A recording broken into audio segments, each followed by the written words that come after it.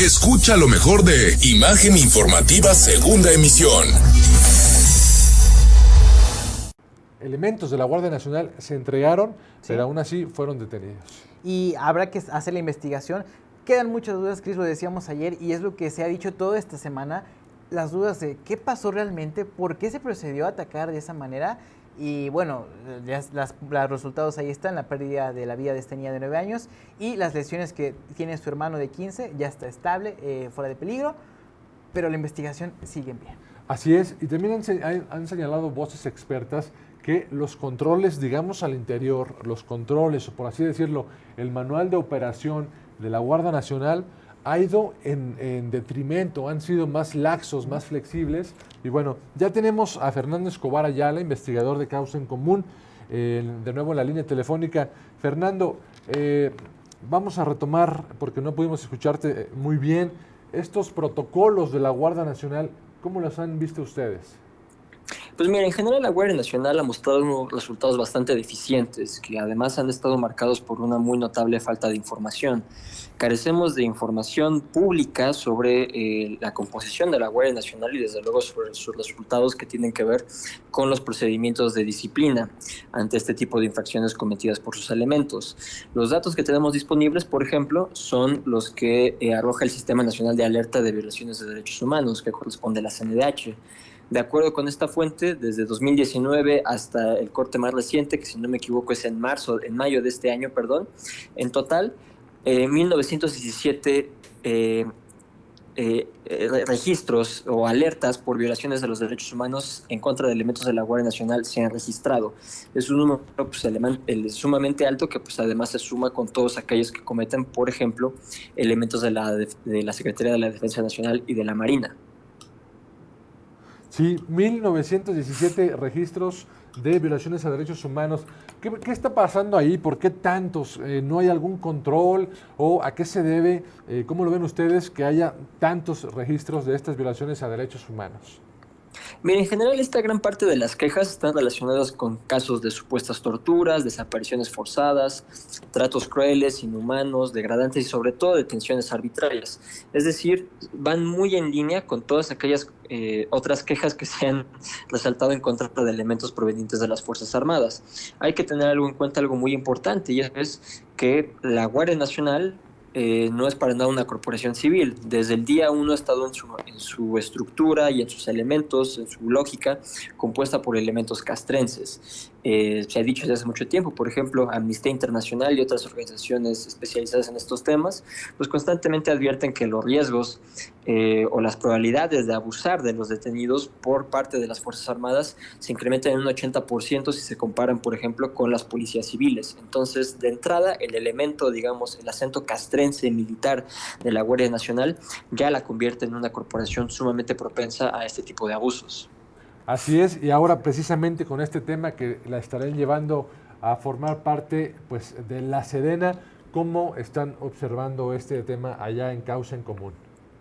Pues miren, aquí Causa en Común hemos fijado una postura muy firme desde el comienzo, que consideramos que la seguridad pública tiene que ser una competencia civil, y en ese sentido la Guardia Nacional tiene que conformarse auténticamente como una policía del orden civil, no militar.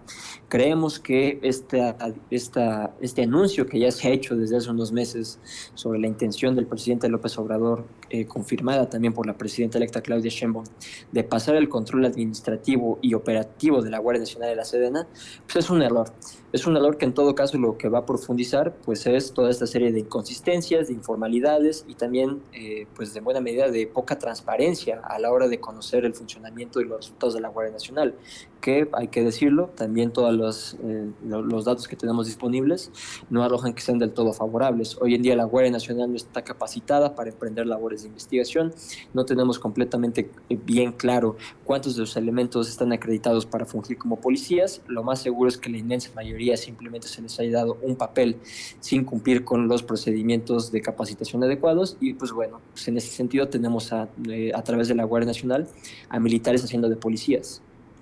Buenas tardes, Fernando. ¿Y qué ha fallado precisamente en ese sentido? Ya vamos a cumplir 6 años con esta Guardia Nacional. ¿Ha sido el reclutamiento de los elementos? ¿Ha sido la falta de capacitación? Esta confusión que ya la decías tú que hay entre la Guardia Nacional, entre si tiene funciones civiles o más militares. ¿Qué ha sido el error o cuál ha sido lo que ustedes han detectado como lo que más ha faltado? Pues mira, yo te diría, creo que ha sido un tema sobre todo administrativo, el cual en buena medida ha distraído a la institución para poder consolidarse. Seguramente ustedes recuerdan, ¿no? Hubo ahí un muy fuerte debate de qué iba a pasar, por ejemplo, en términos administrativos, con el personal que la Guardia Nacional recibía de la Sedena. El hecho de que vinieran de una corporación diferente y que pues perdieran, por ejemplo, todas las prestaciones o todo lo relacionado a su condición laboral por pasar a la Guardia Nacional, fue un tema que la realidad es que nunca se resolvió. Tanta energía, tantos recursos malgastados en esa decisión que provenía de un mal cálculo, pues en buena medida han perjudicado a la corporación porque a la fecha no tenemos ninguna claridad de qué es lo que hace la Guardia Nacional. Como les comentaba, no tienen ninguna capacidad de investigación hoy en día consolidada, no tenemos claridad de cuál es el parámetro, cuál es la lógica con el cual se orienta el despliegue. En todo caso, lo que queda claro es que la Guardia Nacional es una policía reactiva a la cual se le despliega en determinadas regiones del país para apagar ciertos incendios y pues, en buena medida, pues al carecer de una formación policial, pues son totalmente del acompañamiento que les puedan dar las policías locales. Entonces tenemos una suerte como de elefante blanco ahí nada más que está operando, circulando por el país, pero que pues no tiene ninguna herramienta para poder incidir realmente en reducir la incidencia delictiva. Fernando, entonces desde tu perspectiva, ¿estaría de más tener a la Guardia Nacional? ¿Se podría prescindir de ella y seguir contando con este caso con las Fuerzas Armadas de la Sedena y las policías estatales y municipales? Yo te diría que no, es importante que la federación tenga una policía civil. En su momento, ustedes seguramente recuerdan, desde los 2000, pues ese ha sido el proyecto, ¿no? Construir una policía federal. La Policía Federal, pues bueno, este gobierno decidió mandarla al traste, reemplazarla por la Guardia Nacional, pues bueno, apostar por completo por las Fuerzas Armadas. Pero hay que decirlo, la Constitución misma nos lo dice, la seguridad pública es una responsabilidad de los tres órdenes del gobierno. En ese sentido, pues el gobierno federal tiene que contar con una policía civil debidamente capacitada, con recursos diferentes a lo que representa la profesión militar y que pues también, digamos, sirva de apoyo para sobre todo atender la grave crisis que enfrentan muchos estados. Finalmente, Fernando, te preguntaríamos de este tema que recién pasó en San Luis Potosí, de estos protocolos que han fallado de la Guardia Nacional y sobre todo la reflexión que nos queda de todos estos registros que hay a violaciones a derechos humanos, a falta de controles también internos en la Guardia Nacional. De ello, ¿qué estaría, digamos, como un resumen de lo que se tiene registro y de lo que se castiga o lo que realmente llega a, digamos, a reparar el daño dentro de la misma corporación de la Guardia Nacional? Pues mira, hasta el momento, de acuerdo a la información que tenemos disponible por parte de la Guardia Nacional, no han existido ningún tipo de sanciones penales en contra de sus elementos por este tipo de quejas o de recomendaciones que emite la CNDH. Esto, pues desde luego, arroja mucha luz de cómo funciona realmente o cuáles son los vicios administrativos al interior de la corporación y en buena medida la impunidad que envuelve a todos los elementos que provienen de las Fuerzas Armadas. Es una impunidad que nunca se ha podido romper. Creo que los múltiples casos que podemos traer a la memoria de los últimos años, Tlatlaya, Atlacomulco, Ayotzinapa, por supuesto, que han involucrado a las Fuerzas Armadas, pues ninguno de ellos ha terminado en alguna sanción de tipo judicial. Pues digo, más allá de, digamos, del trabajo que las unidades de atención temprana o las unidades disciplinadoras al interior de la corporación puedan efectuar, pues es importante que ante este tipo de situaciones, pues la autoridad judicial también esté lo suficientemente capacitada y tenga los dientes pues, para imponer sanciones como son debido, ¿no? En todo caso, el hecho de que no haya ninguna sanción de este tipo hasta el momento, pues nos habla del nuevo poder que tienen las Fuerzas Armadas en la política nacional, ¿no? Muy bien. Bueno, pues te agradecemos de antemano que nos hayas tomado la llamada esta tarde para platicar sobre todo lo que hay detrás de la Guardia Nacional, cifras muy reveladoras las que nos das esta tarde. Te agradecemos y esperamos pronto volver a contactarte para seguir platicando de temas que Causa en Común está precisamente investigando. Gracias. Claro que sí, aquí estamos a la orden.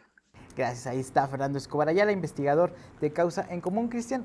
Sí. 1917 violaciones. Sí, y me quedo con lo que señalaba al final de la entrevista el investigador Fernando Escobar, de todos los registros que hay a violaciones a los derechos humanos, que son más de pues, casi 2,000, según estos registros, no hay ninguna sanción, es decir, que existe e impera una impunidad total, ¿no? Así es. Eso es lo grave. Y más grave aún si esto alcanza un grado militar. Claro. Más grave todavía, Cristian.